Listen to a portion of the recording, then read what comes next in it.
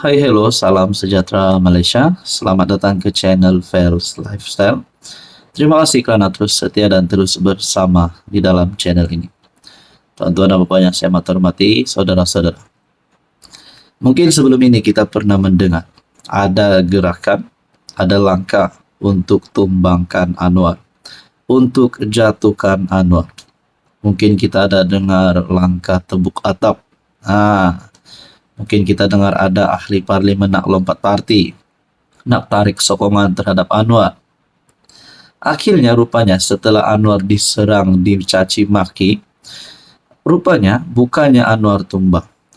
Anwar tidak tumbang, bahkan beliau kini masih berdiri teguh sebagai Perdana Menteri. Dan bahkan kita mendengar banyak berita baik berkaitan dengan pelaburan di Malaysia. Nah, berkaitan dengan ini saudara-saudara, ada satu komen yang pasti membuat musuh-musuh Anwar Ibrahim tercekik sampai mungkin tak mampu lagi tumbangkan Anwar. Dalam satu komen, kami rakyat memang yakin dengan kerajaan perpaduan. Pimpinan PMX belum 3 tahun dah membukti banyak kecemerlangan mendunia. Rakyat terbela, negara dimajukan. No rasuah, no sakau, no seleweng, no salah guna kuasa. Penyakau-penyakau dihumban ke laut. Negara maju, rakyat sejahtera. Ini satu kemenangan baharu untuk Anwar Ibrahim. Mungkin di luar sana Anda mendengar, tak kisahlah di kedai kopi kah, di kedai mamak kah, di media sosial kah, FB, TikTok, mana-mana sajalah platform media sosial, kita nampak serangan terhadap Anwar Ibrahim. Namun rupanya, melalui komen ini saja membuktikan Anwar Ibrahim masih relevan sebagai Perdana Menteri. Berkata no rasuah, no sakau, tiada seleweng, tiada salah guna kuasa. Dan di sini berkata, penyakau-penyakau dihumban ke laut. Siapa agak-agaknya penyakau itu? Mungkinkah ahli parlimen? Mungkinkah bekas-bekas menteri kerajaan sebelum ini? Ataupun mungkinkah daripada pembangkang? Kita pun tidak tahulah. Tapi komen ini berkata, kami rakyat yakin dengan kerajaan perpaduan pimpinan PMX. Adakah ini menjadi satu jaminan ataupun satu pemangkin ataupun mungkin menjadi satu bukti bahawa kerajaan hari ini, pimpinan Anwar Ibrahim akan terus relevan memenangi pilihan raya akan datang, terutamanya pilihan raya umum ke-16. Jadi saudara-saudara, berkaitan komen daripada viewers ataupun subscriber di dalam channel ini, apa pula pandangan Anda? Halo semua, salam sejahtera Malaysia. Selamat datang ke channel Fairs Lifestyle.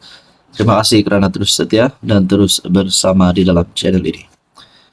Antara perkara yang paling dinantikan, antara event ataupun pilihan raya paling dinantikan pada tahun ini adalah pilihan raya negeri Sabah, PRN 17 tahun 2025.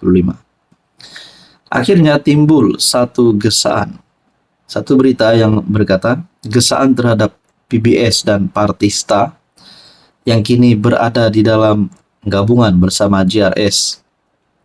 Timbul desakan terhadap kedua-dua parti ini untuk keluar daripada JRS untuk bertanding lebih banyak kerusi. Namun saudara-saudara, ini satu artikel daripada FMT, lebih baik kekal dalam JRS PBS, dan Star diberitahu. Wujud dakwaan segelintir ahli parti mahu dua parti itu keluar JRS supaya boleh bertanding banyak kerusi. Persoalannya, kalau PBS dan JRS, PBS dan Star, maafkan saya, keluar daripada JRS, adakah HJJ masih mempunyai kekuatan untuk mendepani pilihan raya negeri Sabah yang akan datang? Parti Bersatu Sabah PBS dan Parti Solidariti Tanah Airku Star disaran kekal dalam JRS di sebalik dakwaan wujud desakan keluar daripada komponen itu pada PRN. Mungkinkah antara desakan supaya JRS dan PBS ini keluar, maafkan saya, Star dan PBS ini keluar daripada JRS kerana melibatkan skandal rasuah Sabah, ataupun mungkin pembawaan itu membuat kedua-dua parti itu untuk keluar daripada gabungan JRS, ataupun sebenarnya partista disaran untuk kekal di dalam JRS kerana mungkin Jeffrey Kittingan sebagai Presiden STA, sebagai Ketua Menteri Sabah adalah the next CM Sabah, calon yang terdekat untuk menggantikan Haji Jinor. Seorang penganalisis politik enggan dinamakan mendakwa. Desakan itu datang daripada segelintir ahli parti kerana mahu bertanding lebih banyak kerusi, terutama di kawasan majoriti Kadazan Dusun Murut KDM. Romzi Ationg dari Universiti Malaysia Sabah mendedahkan pihak tertentu dalam PBS dan STA mahu parti mereka keluar daripada JRS dan bersekutu dengan pihak lain jika mereka tidak memperoleh lebih banyak kerusi KDM.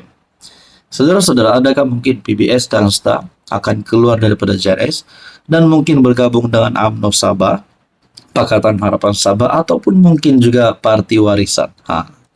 Ini menjadi persoalannya. Setakat ini pemimpin mereka belum membuat sebarang kenyataan, tetapi langkah terbaik bagi kedua-dua parti berasaskan KDM ini adalah untuk kekal dalam JRS, kata Romzi kepada FMT. PBS dan STA antara 8 komponen parti dalam JRS selain gagasan rakyat diketuai Ketua Menteri Haji Jinor. Hai, hello, salam sejahtera Malaysia. Selamat datang ke channel Fels Lifestyle. Terima kasih kerana terus setia dan terus bersama di dalam channel ini. Satu lagi kejutan, kali ini tidaklah mengejutkan sangat barangkali. Sekali lagi melibatkan kepimpinan Perikatan Nasional. Sebelum ini kita dengar ada 2 pemimpin PAS yang didakwa mengganggu pilihan raya umum Singapura. Kali ini pula, mungkin saya boleh kata ini melibatkan satu perkara yang amat sensitif.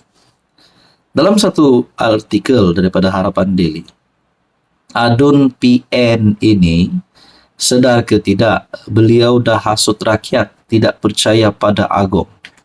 Saudara-saudara, ini adalah satu perkara yang amat sensitif dan sudah pasti rakyat Malaysia yang tidak suka dengan perkara begini ataupun cerita yang melibatkan nama yang di-Pertuan Agong, Raja-Raja Melayu, pasti tidak menggemari berita ini. Dan ini pula melibatkan Adun Perikatan Nasional.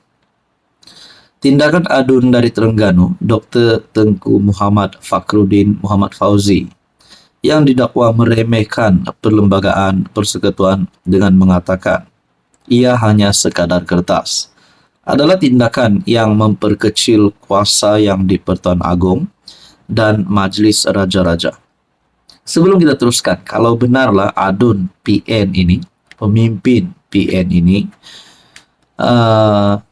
menghasut rakyat untuk tidak percaya pada Agong, adakah dengan ini beliau ini layak dipecat, layak dikenakan tindakan undang-undang?